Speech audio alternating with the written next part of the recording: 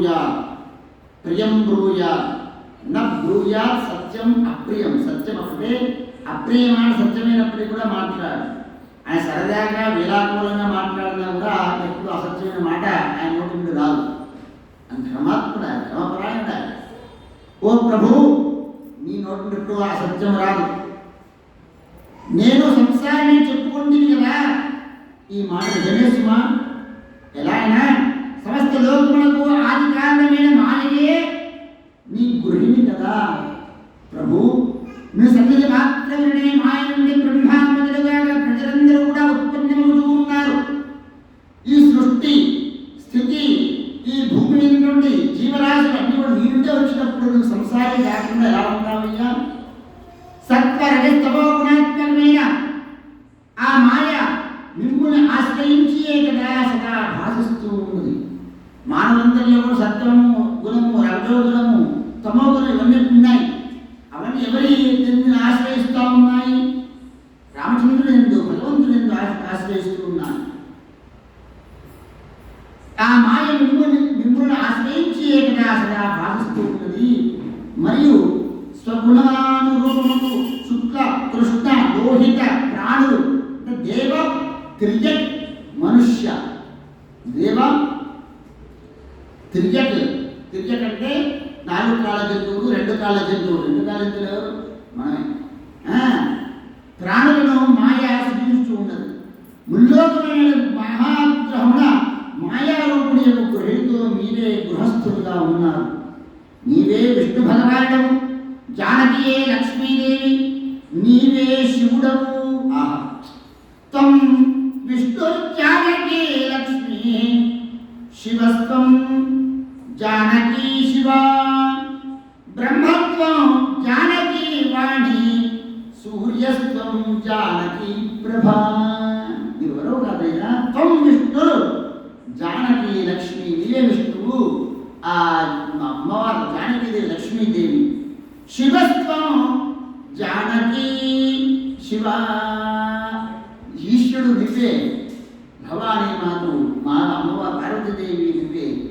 బ్రహ్మాత్వం జానకీ వాణి, బ్రహ్మదేవుడు నువ్వే, వాణి అమ్మవారు. భవాన్ శశాంక సీతా దూరుహిణి శుభలక్షణ, శక్రస్త్వమేవ పౌలోమి సీతా స్వాహానలో భవాన్.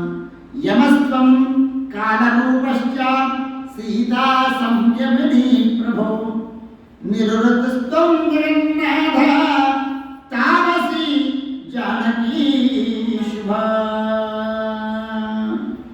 ఈ జగత్తులో ఉన్నటువంటి ప్రతి ఒక్క పురుషవాచకము నీవు, స్త్రీవాచకం అమ్మవారు.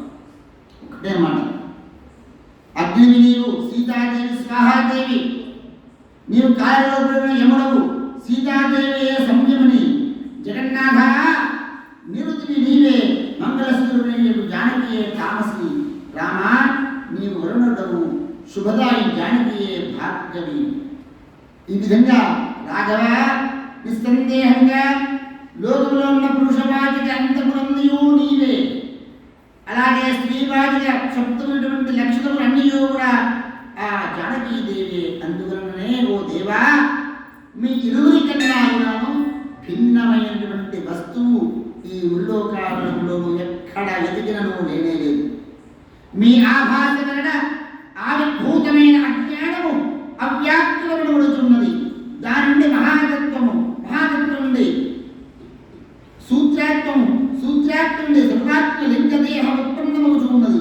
అహంకారము, బుద్ధి, పంచప్రాణములు, దశేంద్రియములు అనేటువంటి వాడి కూటమిని ప్రాజ్ఞముడు జన్మ మృత్యు జర, జన్మ మృత్యు సుఖదుఃఖాది ధర్మములు గల లింగదేహాలను చెప్పదు. ఏదైతే పాంచభౌతి భౌతాత్మ శరీరం ఏదైతే ఉందో, అహంకారం, బుద్ధి, పంచప్రాణ దశేంద్రియమైనటువంటి ఈ కూటమితో కూడుకుని దేహం ఏదైతే ఉందో అవన్నీ లింగదేహములు. అవన్నీ కూడా నీ నుండే వచ్చినాయి. లింగదేహాభిమానికు ఆభాస చేత లోకమంది జగన్మయుడిగా, జీవుడిగా సౌఖ్య కలిగి వ్యవహారమున భాషించు ఉన్నారు. అనిర్వచనీయము అనాదిక అవిద్యయే ఈ జీవుడు శుద్ధ చేతనకు స్థూల సూక్ష్మ కారణములను 3 ఉపాధులు కదా అటు ఉపాధులను చేత జీవుడు అనబడుతూ ఉన్నాడు. అంటే కారణోపాధిలో 4 రకాల 4 స్టెప్స్ ఉంటాయి. స్థూల దేహం, కారణదేహం, మహాకారణ దేహం, 3 దేహాలు. తర్వాత ఆత్మ. స్థూల దేహం అంటే కనిపిస్తున్నటువంటి మెకానికల్ బాడీ. కారణదేహం అంటే మనస్సు, బుద్ధి ఇవన్నీ కూడా ఉన్నటువంటిది. అంటే ఇంద్రియ ఇవన్నీ కూడా మనస్సు, బుద్ధి, చిత్తము, అహంకారం అంటే మనల్ని యాక్టివేట్ చేసేటువంటి ఏంటో అది కారణదేహం. మహాకారణదేహం అంటే దాన్ని యాక్టివేట్ చేసేటువంటి అహం అనేటువంటిది. దాన్ని కూడా యాక్టివేట్ చేసేటువంటి ఆత్మ, చివరిగా ఉన్నటువంటి ఆత్మ. అంటే మీకు మంచి చక్కగా అందరికీ అర్థమయ్యేటువంటి విధంగా పిల్లలు ఉంటారు కదా, మీకు అర్థమైందా చెప్పేది? అసలు అర్థం కాలేదు కదా, అర్థం కాదు. కానీ ఇప్పుడు అర్థమైంది, చెప్పేది వింటే అర్థమైంది. ఫోన్ అందరి దగ్గర ఉంది కదా, అందరికి మొబైల్ ఉంది కదా. ఫోన్ మొబైల్ ఏదైతే ఉందో అది మెకానికల్ బాడీ, అర్థమైందా? అందులో సిమ్ ఉంటుంది. సిమ్ అనేది కారణం, సిమ్ లేకపోతే పని ఆ సిమ్ కూడా ఒక నెంబర్ ఉంటుంది. అంటే మనం ఫోన్ చేస్తే ఆ నెంబర్తో ఫోన్ చేస్తే దానికే ఉంటుంది, దానికే అటాచ్ కావాలి. మరి దాన్ని యాక్టివేట్ చేసేటువంటిది కూడా ఒకటి ఉంటుంది, అది ఆత్మ. అంటే మీకు ఎగ్జాంపుల్ చెప్తున్నా, అది దాని అదే ఇది అని కాదు, అర్థమవుతుందా? మన శరీరంలో 4 స్థాయిలు ఉంటాయి. ఈ మెకానికల్ బాడీ అని ఇప్పుడు ఎప్పుడైనా పోతుంది, కానీ సిమ్ తీసుకోవడానికి వేసేసుకోవచ్చు. అంటే బాడీ చేంజ్ అవుతుంది. మన జీవి యొక్క దేహము అయిపోయిన తర్వాత ఈ జీవుడు ఏం చేయాలనేది వాడు ఇంకో దేహంలోకి వెళ్ళిపోతాడు, ఇంకో దేహాన్ని ఎత్తుకుంటాడు. దాన్ని యాక్టివేట్ చేసేటువంటి ఒక ప్రాణశక్తి ఉంటుంది. మనకు ఆహారం అంటే దాని బ్యాటరీ ఛార్జింగ్ ప్రాణం కదా. కానీ దీనికైనా దానికైనా ఒకటే ఉంటుంది. ఎక్కడి నుంచి వస్తుందో ప్రధానంగా దాన్ని ఏమంటారు, కవర్స్ నుంచి ఏదైతే శక్తి ప్రసరణ అవుతుందో తరంగాలు, అట్లాగే ఈ ఆత్మ అనేటువంటిది కూడా సర్వవ్యాపకమైనటువంటి, అది ఏ ప్రధానమైనది. కానీ దీనికి సంబంధం ఉంటుంది. ఎవరికి? ఈ యొక్క జీవుడి యొక్క ఆత్మకి, ఆ ఆత్మకి ఒకదానికి ఒక స్టెప్ బై స్టెప్. అంటే మహా నది ఉన్నది, పిల్ల కాలువలు విడివిడిగా ఉన్నాయి, సంబంధం లేకుండా ఉన్నది కదా. నది నుంచి కాలువలు ఉన్నాయి, ఒక కాలు అడ్డుపోతుంది, ఒక కాలు ఎడిపోతుంది, ఇంకొక కాలు ఎడిపోతుంది, ఇంకొక కాలు ఎడిపోతుంది. అందులో ఉన్నటువంటి నీరంతా కూడా గంగా నది. అలాగే శుద్ధ చేతనములకు స్థూల సూక్ష్మ కారణమైన 3 ఉపాధులు ఉన్నాయి. అట్టి ఉపాధులలో ఉండే జీవుడు అనబడుచుకున్నాడు. కానీ ఈ జీవుడికి ఏమిటి అంటే ఆత్మ అనేటో తెలియదు. నేనే ఆత్మ అనుకుంటాడు. అజ్ఞానం అంటే అజ్ఞానం అంటారు. మాయా అనేది కప్పబడిపోయి ప్రతి మనిషి జీవుడు ఏమిటి? ఈ దేహమే ఆత్మ. ఈ దేహానికే అన్ని మనం సర్వాంగ సౌందర్యాన్ని యూజ్ చేసుకుంటాం. దీని గురించి పాపులు ఆడుకుంటాం. ఈ మనస్సే ఆత్మ అనుకుంటాం. అసలు మనం ఎవరము అనేటువంటి ప్రధానంగా తెలుసుకునేటువంటి తత్వం ఇది. అతడు ఉపాధిలో కూడా జీవుడు అనబడుతున్నాడు. వాటిని విడివడినప్పుడు అతడు పరమేశ్వరుడుగా అనబడుతున్నాడు. కొబ్బరికాయలో కొబ్బరి అంటుకున్నంత వరకు కొబ్బరి టెంకాయ విడిపోయిన డబ్బల శబ్దం వస్తుంది. అలాగే ఆ జీవుని అనుష్ఠానం చేయగా ఆత్మతత్వాన్ని మనం తెలుసుకోవడానికి ప్రయత్నిస్తే, సాధన చేస్తే, ఈ జీవుడికి ఉన్నటువంటి ఈ యొక్క మోహం అంటే కామక్రోధలోహ మోహమదమాత్సర్యాలైనటువంటి వాడి చేత మాయ చేత, మోహమనే మాయ చేత, నాది నేను నావారు అనేటువంటి మాయ చేత విడవబడి జీవన్ముక్తులు అవుతాడు. అదా వాటిని విడుదలైనప్పుడు పరమేశ్వరుడు పడుతున్నాడు. ఓ రఘుతులుగా జాగ్రత్త సప్త సుషుప్తి నామముల 3 విధములుగా సృష్టి ప్రవర్తించుతూ ఉన్నది. నీవు ఆ 3 కన్నా విలక్షణుడవు. సకల సృష్టికి చేతన మాత్ర సాక్షి. ఈ సమస్త జగత్తు నీ వలన ఉత్పన్నమైంది, నీయందే స్థితి పొంది ఉన్నది. నీయందే కారణము రజ్జు నుండి భ్రాంతి వలె త్రాడు చూసిన పాముగా అనుకుంటాం. ఎలా? చీకట్లో మనకు తెలియక. అది త్రాడు అని తెలిసిన వెంటనే దాని నుండి ఒక భ్రాంతి కలిగిపోతా ఉంది. సర్పరజ్జువత్ తాను పరమాత్మను అన్న యథార్థ జ్ఞానం తెలియగలిగినప్పుడు అది సంపూర్ణంగా భయం నుండి దుఃఖం నుండి విడిపోవడం. చిన్మయజ్యోతిస్వరుడు నీవే అందరి శరీరములు ఎందు వారి బుద్ధి ఎందు ప్రకాశిస్తూ ఉన్నావు. ఈ కారణమున నీవే ఆత్మవై ఉన్నావు, అందరికీ కూడా ఆత్మవై ఉన్నావు.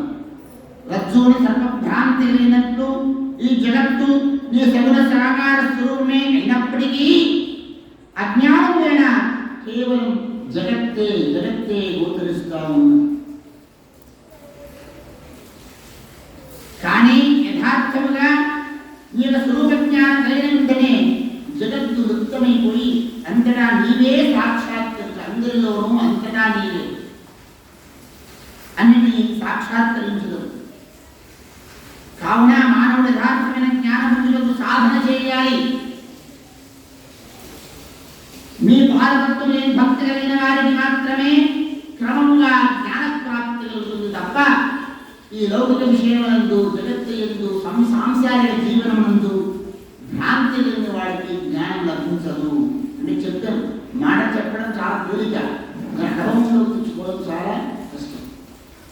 పంచదార తీయగా ఉందని చెప్పవచ్చు. తీయగా ఉన్న ఎలా ఉందని ఏం చెప్తాం? వాడికి తీయగా ఎలా ఉంటుందని ఏం చెప్తాం? ఉప్పు ఉప్పుగా ఉందని తింటే తెలుస్తుంది. ఉప్పు ఎలా ఉప్పు ఎలా ఉంటుందో తీయగా ఎలా ఉంటుందో కదా. అంటే జ్ఞాన సాధన చేసినప్పుడు ఈ ఆత్మ సదృశ్యం ఆత్మ దృశ్యం ఆత్మానుభవం ఎలా ఉంటుంది అంటే అది కూడా చెప్పగలరు. అది అనుభవించిన వాడికి మాత్రమే తెలుస్తుంది. అది చెప్పడం ఈజీ, చాలా తేలిగ్గా. కానీ అనుభవించడం, దాని సాధన చేయడం చాలా కష్టమైన, అందరికి సాధ్యం కాదు. ఎవరికి సాధ్యమైంది? భగవంతుడు పాదరత్నములందు లగ్నం మనస్సు లగ్నం చేసి సాధన చేసేటువంటి వారికి మాత్రమే దానికి నిశ్చయంగా లభిస్తుంది. ప్రభు, నేను నీ భక్తులైన వారి భక్తులకు దాసాదాసులను, కావున నీవు నన్ను మోహింపచేయు స్వామి. నా అనుగ్రహం చూపు ఓ స్వామి. నీ నామకమల నుండి ఆవిర్భవించిన బ్రహ్మ నాకు తండ్రి. కావున నేను నీకు మనవడను. రాఘవా, నీ భక్తులకు నన్ను రక్షింపు, నీ భక్తులకు నన్ను రక్షింపు. ఈ విధంగా నారద కలిగి శ్రీరాముని పలుమార్లు ప్రణామాలు అర్పించి పిమ్మటి నారదుని నేత్రములందు ఆనందాశ్రువుడు నిండగా, రఘుకులోత్తమ, నేను బ్రహ్మదేవుడు పంపగా నీ వద్దకు వచ్చినాను. నీవు రావణ వధించుకుని అవతరించుదివి. కానీ నిన్ను మీ తండ్రి దశరథ మహారాజు రాజ్యపాలనై అభివృద్ధి చేయడానికి సంకల్పించుకున్నాడు. రాఘవ, ఇక నీవు రాజ్యపాలన నిధులపై రావణ సంహారం గావించని ఎడల భూభారం దాపుటకు మీరు చేసినటువంటి భాష ఏమవును? కావున ఓ రాజేంద్ర, శ్రీరామచంద్ర ప్రభో, నీవు నీ ప్రతిజ్ఞను సత్యమును గావింపుము. సత్య ప్రతిజ్ఞలను అనగా నీవే అని నారదుడు వివరించను. నారద వచనములున్న రాముడు చిరునవ్వుతో ఇలా అన్నాడు, నారదా, వినుము. ఎక్కడైనా ఏదైనా ఏ కొంచెమైనా నాకు తెలియని విషయముంటూ ఒకటి కూడా లేదు. ఇంతకుముందు నేను చేసిన ప్రతిన అవశ్యము నిలుపుకుందును. ఇందుకు సంశయం కూడా లేదు. కానీ కాలక్రమమున ఎవరెవరి ప్రారంభం క్షీణించునో ఆయా దైత్యులను మాత్రమే సంహరించదు. ఆ రాక్షసులను మాత్రమే, అంటే వారి ప్రారంభం క్షీణించేటువంటి వారి అందరికీ సంహరించేటువంటి అవకాశం నాకు లేదు. వాటి ప్రారంభం మాత్రం క్షీణించాలి. మనకు కూడా ప్రారంభం క్షీణిస్తే కానీ ఏం రాదు, ఏం కలగదు. అట్లు క్రమంగా ధరణీభారం తగ్గించదను. రావణుని వధించుకు రేపు దండగారం వెళ్ళదను. అక్కడ 14 ఏళ్ళు మునివేషము దాల్చి ఉండేదను. సీతాభరణము నిమున దృష్టిలోకి రావణి సగుండముగా నాశనము చేసేదను అని రాముడు ప్రతిజ్ఞ చేయగా నారదుడు ఎంతయో సంతోషించి ప్రదక్షిణము చేసి అతడికి దండప్రాణం ఆచరించి అతని ఆజ్ఞ చేసుకుని నారద మహర్షి ఆకాశ మార్గమున దేవలోకములకు వెళ్ళినాడు. ఇది నారద సంవాదం నిత్యము ఎవరైతే భక్తితో ఈ యొక్క ఘట్టాన్ని గ్రహిస్తారో వారికి స్మరించి వారి సంసారం విరక్తి పొంది తత్ఫలముగా దేవతలకును అత్యంత దుర్లభమైన కైవల్య మోక్షప్రదం పొందుదరు అని శ్రీ అధ్యాత్మ రామాయణే ఉమామహేశ్వర సంవాదే అయోధ్యాకాండే ప్రథమ సర్గః సమాప్తః. శ్రీ సీతారామచంద్ర స్వామి భగవానికి జై. ఈరోజు గురువారం మరి అక్కడ హారతం ఉంది, కప్పుకుంటూ ఉంది కాబట్టి ఒకే శబ్దంతో సమాప్తం చేస్తున్నాను. రేపుగా రాముల వారు అరణ్యవాసం ఇవన్నీ కూడా చాలా అద్భుతమైనటువంటి ఘట్టాలు ఉంటాయి. అందరూ రండి, తప్పకుండా పిల్లలందరూ కూడా రామాయణం రండి, రాముడి అనుగ్రహాలు పొందండి, పాపం నుంచి విముక్తులకండి. నేను ఎందుకు వివరణ చెప్తున్నానండి, అసలు మనం ఏంటి, మన స్వరూపం ఏంటి, మనకి దుఃఖములు ఏంటి, దుఃఖములు ఎందుకు వస్తున్నాయి, ఇందులో బయటపడిన మార్గం ఏంటి, ప్రతి ఒక్క విషయము మనకు రామాయణంలో ఉంది. రామాయణం లేనటువంటి విషయం ఈ ప్రపంచంలో, రామాయణం లేనటువంటి విషయం ప్రపంచంలో లేదు. ప్రపంచంలో ఉన్న విషయాలు అన్నీ కూడా రామాయణంలో ఉన్నాయి. సుఖములు, దుఃఖములు, అందులో బయటపడిన మార్గములు ప్రతిదీ కూడా రామాయణంలో లేనటువంటి విషయమే లేదు. కాబట్టి మనం వింటే దానికి సంబంధించిన జ్ఞానం మనకు వస్తుంది. ఈ ప్రపంచంలో, సమాజంలో బంధువులతో మనం ఏ విధంగా మెదలాలి, అన్నదమ్ములంటే ఏ విధంగా ఉండాలి, అక్కజనులంటే ఏ విధంగా ఉండాలి, తల్లిదండ్రులతో ఏ విధంగా ప్రవర్తించాలి, పిల్లలతో ఏ విధంగా ప్రవర్తించాలి, భగవంతుని ఏ విధంగా మనం పట్టుకోవాలి, ప్రతి విషయము ఇందులో ఉంది. సో మనం ఎవరు, ఈ శరీరమా, మనస్సా, ఇంద్రియముల, ప్రాణమా, మనం ఎవరు అనే విషయం అద్భుతమైనటువంటి ఈ యొక్క ఘట్టము. తప్పకుండా అందరూ వచ్చి ఈ కార్తీక మాసంలో ఈ అధ్యాత్మ రామాయణాన్ని విని భగవంతుని అనుగ్రహానికి పాత్రలు కావాలని ప్రార్థన వినదించుకుంటూ సమాప్తం చేస్తున్నాను. హరే రామ రామ రామ హరే హరే, హరే కృష్ణ కృష్ణ కృష్ణ